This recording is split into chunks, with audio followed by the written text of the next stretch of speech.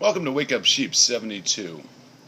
You can also find me at Wake Up Sheeps on Twitter. I'm going ahead and give you today's top headlines. In LA, at LAX, there was a shooting in the airport.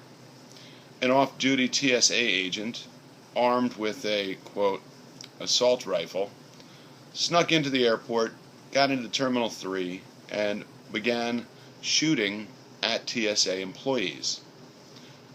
One person is dead and 3 were wounded on site. So far 7 have been admitted to hospital, to the Ronald Reagan Hospital in LA. Again, a quote, assault rifle was used against TSA agents by a off-duty TSA agent. Witnesses reporting they saw a huge assault rifle dangling from the man's shoulder. Again, the phrase assault rifle is thrown out in every one of these mass shootings seen around the country, trying to demonize the Second Amendment, the right to bear arms. The assault is ongoing and continuous. That goes right along with the fact that yesterday the last lead smelting plant in the United States is going to shutter its doors. This is because the EPA has put onerous restrictions and taxation on the plant that would cost it over $100 million to continue to operate.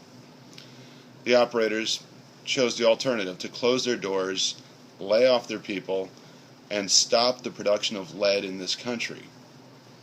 Lead, obviously, is in most ammunition that is sold in this country. Therefore, the lead belt that is in Missouri, right down the road from the lead smelting facility, now will need to be shipped out of the country to foreign nations such as Australia and China to be processed, made into bullets, and then shipped back to the United States. The increase in the cost of ammunition will be felt throughout the gun-owning community.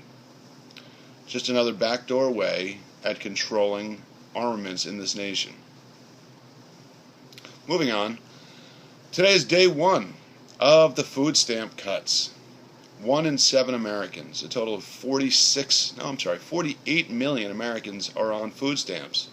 And today they're being hit with a 5.5% cut in their monthly benefit. Estimates say this leaves them with those on food stamps. The average person will be receiving about $1.40 per meal. That's $1.40 per meal. You can't buy a slice of pizza with that. You can't buy a hamburger.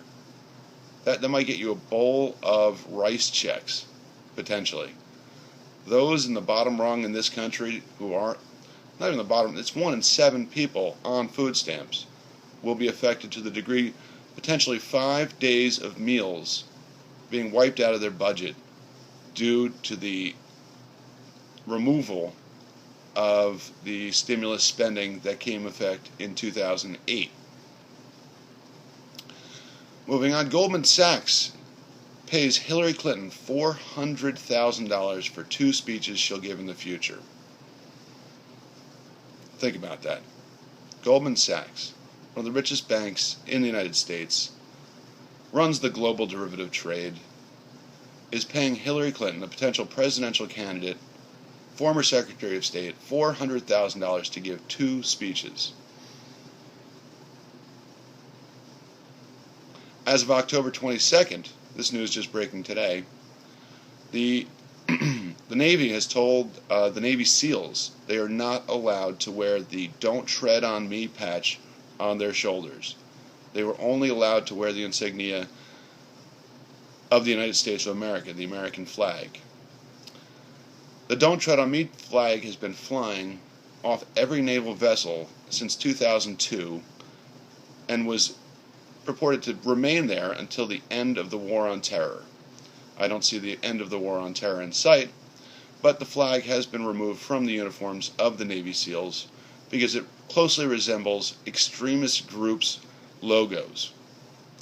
What they're citing here is the Tea Party, and they're calling them radical groups.